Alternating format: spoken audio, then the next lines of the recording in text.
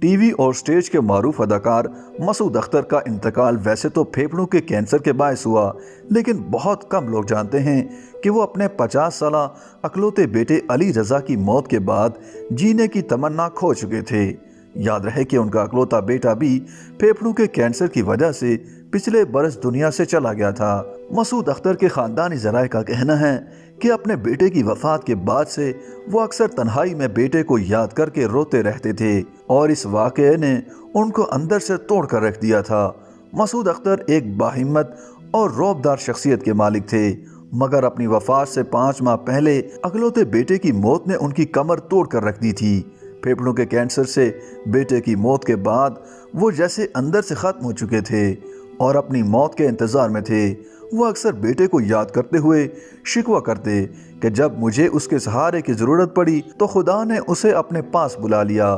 بتایا جاتا ہے کہ اپنے اکلوتے بیٹے علی رضا کی موت کے بعد مسعود اختر نے خود کو ایک کمرے تک محدود کر لیا تھا اور کسی سے ملتے جلتے بھی نہیں تھے۔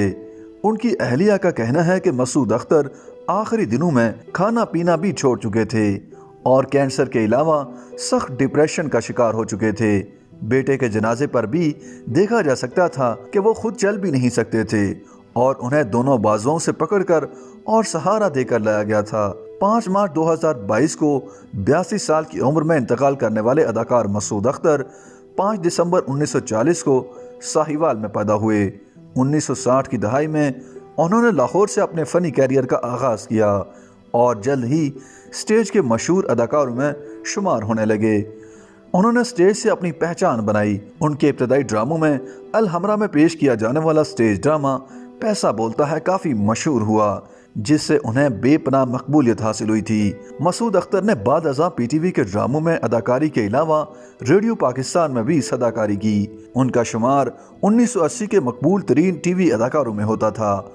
انہوں نے مرکزی کرداروں کے علاوہ معاون کردار بھی ادا کیے، جبکہ انہیں منفی کرداروں میں سب سے زیادہ پسند کیا گیا۔